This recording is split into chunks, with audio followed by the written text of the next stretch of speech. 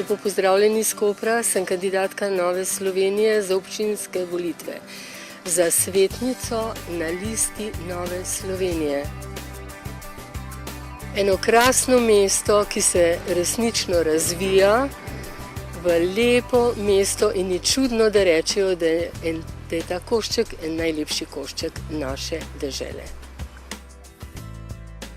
Ko še ni bilo Nove Slovenije, sem se osebno zavzela za ureditev poti proti bolnici. Videla sem, da je to en krasen košček slovenske zemlje, ki se da urediti pešpot, in na to sem opozorila sedanjega župana Popoviča. Ljubeznivo mi je odgovoril, da bo v svoj program naredil ta korak, da naredil ga je. Hvala mu. Imamo res lepo pot, sprehajalno pot proti bolnici z urejeno elektrifikacijo. Predvsem pošteno in odgovorno, v dobro vseh občank in občanov. To je moj moto. Delati za druge v dobro. Skratka, zame je politika skrb za dobro vseh ljudi. Skrb za blaginjo vsega naroda, ne samo zase, kar je.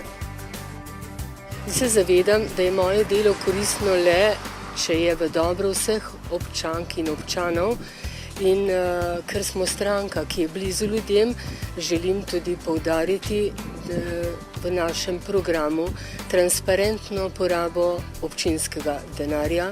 Smo stranka, ki smo blizu ljudem, in dam vedeti, da podpiramo malo gospodarstvo, podpiramo kmeta, ki bo ekološko usmerjal svojo kmetijo. Za študente pa smo navdušeni nad izgradnjo študentskega kampusa. Ja, tako je. Župan za mesto je naredil, saj vidno je, ni pa naredil za zaledje.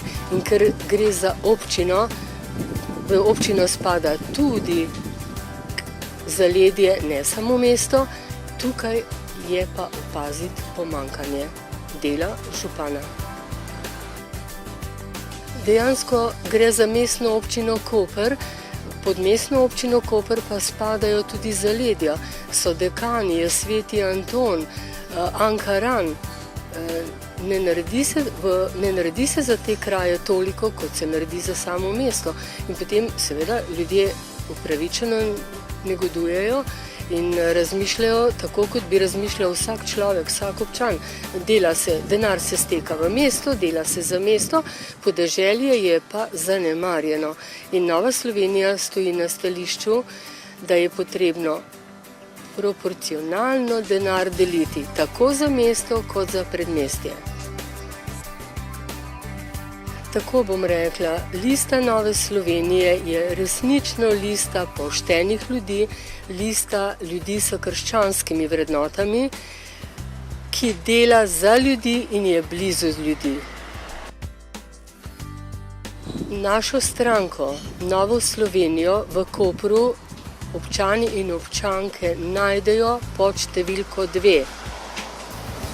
In jih vabim na nedeljske volitve, obkrožijo naj številko 2. Koper potrebuje odgovorne in poštene ljudi, ki bodo za podeželje in za mesto Koper delali odgovorno, pošteno, ne samo zase, ampak za vse ljudi, ki živimo v tem prelepem koščku Slovenije. Zelo lepo, z veseljem gledam in z optimizmom. Mislim, da je sicer veliko zamujenega, ampak vse se da popraviti z Novo Slovenijo, krščansko ljudsko stranko, tukaj in v celi državi. Želela bi, da bi stranke kot take povezovale ljudi z ljubeznijo, da bi vse stranke, ne samo Nova Slovenija, ki že dela tako, delala na tej ravni, da bi v delu videli svojega brata. Skratka, skrb za bližnjega. To pogrešam v naši deželi. Vsi izpostavljajo lepe programe, Očitno jih pa delajo izključno zase in v svoje dobro. Osebno pa razmišljam tako, da je potrebno delati za druge, ne samo zase. Nova Slovenija v Kopru meni, naj vsak občan in občanka odloča po svoji vesti. Naj se odloči pravilno. Imamo dovolj kandidatov in izbira pravega po svoji vesti. Osebno mislim, da je Nova Slovenija stranka prihodnosti. Brez dvoma, ljudje so nezadovoljni na levi in na desni. Torej, prihodnost je v Novi Sloveniji, v krščanski ljudski stranki, ki podpira krščanske vrednote. Tega pri nam manjka. Veliko je zamujenega, vendar veliko se da še vedno narediti. Hvala vam.